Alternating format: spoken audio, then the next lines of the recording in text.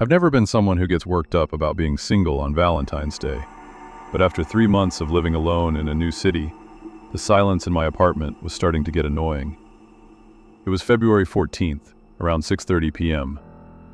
I was sitting on my couch in my pajamas, scrolling through Tinder while my laundry finished in the background. I wasn't really looking for anything serious, I was just bored. I matched with a guy named Marcus. His profile was about as generic as it gets. Photos of him fishing, a picture with a golden retriever, and a bio that mentioned he liked quiet nights in. We talked for about an hour, and when he suggested meeting at a 24-hour diner 3 blocks away for a coffee, I figured it was a low-risk way to spend the evening. I changed into a pair of jeans, grabbed my keys, and walked over. The diner was fairly crowded, which made me feel better. Marcus was already there, sitting in a booth at the very back. He looked exactly like his photos, maybe a little older, but nothing unusual. We spent about 20 minutes talking about our jobs in the city. Then, out of nowhere, Marcus asked if I'd ever gotten around to fixing that leaky sink in my kitchen. I stopped mid-sentence. I hadn't mentioned a leak to him, and it definitely wasn't in my profile. In fact, I'd only noticed the drip under my sink 2 days prior. I asked him how he knew about that. He didn't look nervous. He just took a sip of his coffee and said I must have mentioned it in a message earlier that night. I checked my phone under the table while he was looking at the menu. I hadn't. I felt a cold sensation in my chest, but I just forced a nod and told him I must have forgotten. I ended the date about 10 minutes later, making an excuse about an early shift. He offered to walk me to my door, but I told him I wanted to pick up some things at the pharmacy next door first. I watched him walk away toward the parking lot. Then I waited 5 minutes before heading back to my building. I got inside, locked the deadbolt, and sat on my bed. My phone buzzed almost immediately. It was a message from Marcus on the app. It said, "You forgot to turn your porch light off." I didn't reply. I walked to the kitchen and peeked through the blinds. He was standing on the sidewalk directly across from my unit, just looking at my window. He was perfectly still. I backed away and sat on the kitchen floor, trying to decide if I should call the non-emergency line. That's when I heard it. The distinct, digital chirp of a text message notification coming from the other side of my sliding glass patio door. I froze. I don't have a screen door, just the heavy glass slider that leads to a small fenced-in patio. I heard the sound of metal scraping against the track. He was using a thin piece of metal, likely a shim, to pop the latch from the outside. I didn't try to hold it shut. I knew the lock was flimsy. I ran into the small laundry closet in the hallway and pulled the slatted door shut, sitting on a pile of towels. The glass door slid open with a heavy thud against the frame. I heard him step onto the hardwood. He wasn't rushing. I could hear the slow, deliberate steps as he walked through the kitchen. Then, the smell hit me. The heavy, artificial scent of the peppermint gum he'd been chewing at the diner. He walked right up to the laundry door. I could see the glow of his phone screen through the narrow slats as he stood there, just inches away. I heard him whisper my name once, barely a breath, followed by a low, dry chuckle. The silence that followed was worse than the footsteps. I held my breath until my chest started to ache, terrified that even a shallow exhale would give me away. Then, I saw his hand reach out. A single finger hooked into one of the wooden slats of the closet door, right at my eye level. He didn't pull it open. He just started slowly sliding his finger back and forth along the wood, making a soft, rhythmic scratching sound that set my teeth on edge. I pressed my back against the side of the washing machine, trying to make myself as small as possible.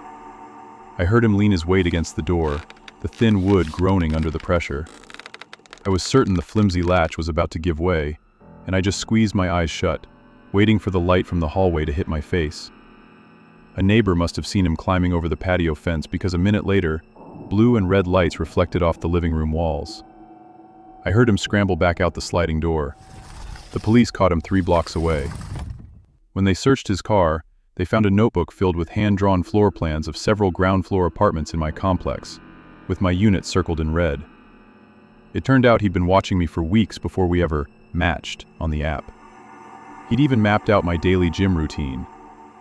I broke my lease the next morning and moved back home.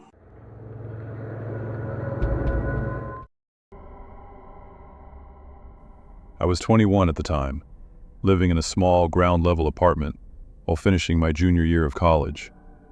Because the rent was high, I'd taken a job at a local florist shop and volunteered to work the closing shift on the 14th for the overtime pay. The shop was small and smelled overwhelmingly like lilies and damp soil. It was a boring, exhausting shift. By 8 p.m., the rush had died down completely. I was just standing behind the counter, organizing plastic sleeves, and waiting for my shift to end at 9. The street outside was quiet, mostly just empty cars and the occasional couple walking to the bistro across the street. About 10 minutes before closing, a guy walked in.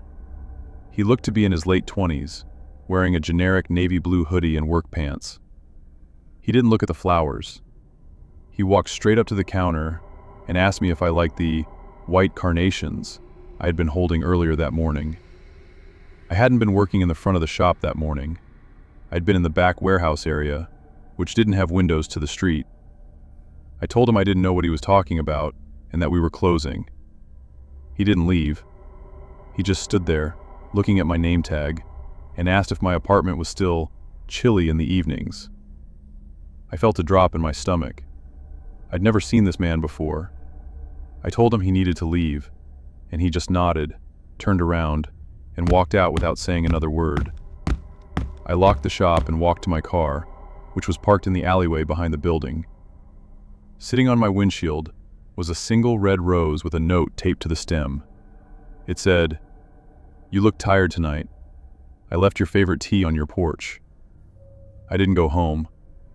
I drove to a nearby 24-hour diner and sat there for 2 hours, watching the parking lot. I thought maybe I was overreacting and that it was just a regular who knew my schedule. I finally got home around midnight. As I walked down the stairs to my basement entrance, I saw a paper cup sitting on the top step. It was still warm. My hand started shaking as I unlocked my door and stepped inside. I checked the bathroom and the closet. Everything looked normal. Then I heard a rhythmic tapping coming from the street-level window in my kitchen. I walked into the kitchen and saw a pair of fingers gripping the top of the window frame from the outside. The latch on those basement windows was old and didn't always catch. I watched as the glass started to slide downward. I didn't scream.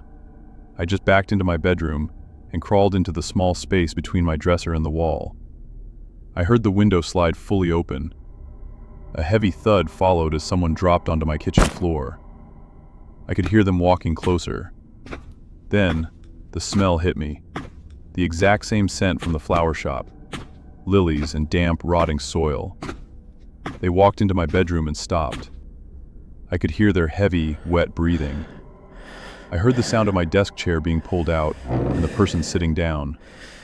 They stayed there for 20 minutes, just sitting in the dark, 5 feet away from me. Eventually, I heard them climb back out the window. I stayed behind that dresser until the sun came up. When the police arrived, they found a small, heart-shaped box of chocolates on my desk. Inside was a key to my front door that I'd lost 3 weeks prior. They never found the guy, but they did find several nesting spots in the crawl space under the building's stairs. I moved out that afternoon. I didn't even pack most of my furniture. I just took my clothes and left.